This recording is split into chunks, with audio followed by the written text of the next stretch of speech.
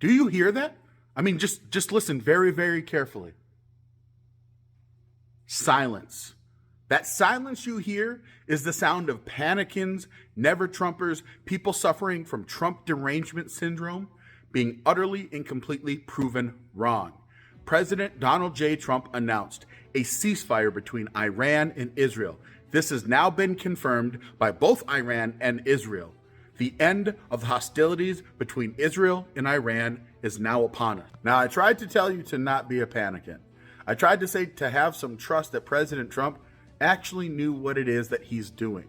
Now, this is not new. This is not unique. If you followed President Trump's entire administration from his first term and now his second term, he does this all the time.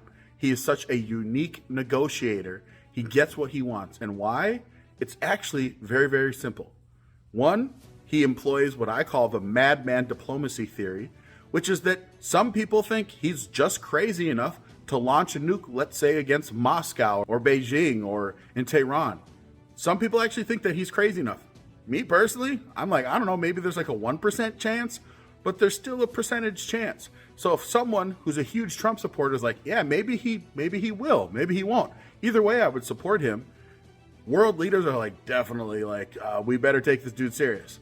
Secondly, it's always about the big ask with President Trump.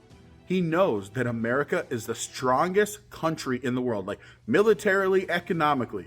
We are the big dogs, and all we have to do is just flex, and people understand that if we're serious about saying stop doing a thing, otherwise the repercussions are going to be so catastrophic for your nation that you should just take the good deal.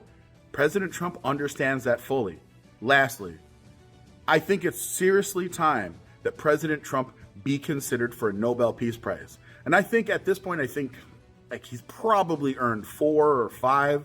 Like, no joke. Like, I'm not being a jokester or being facetious.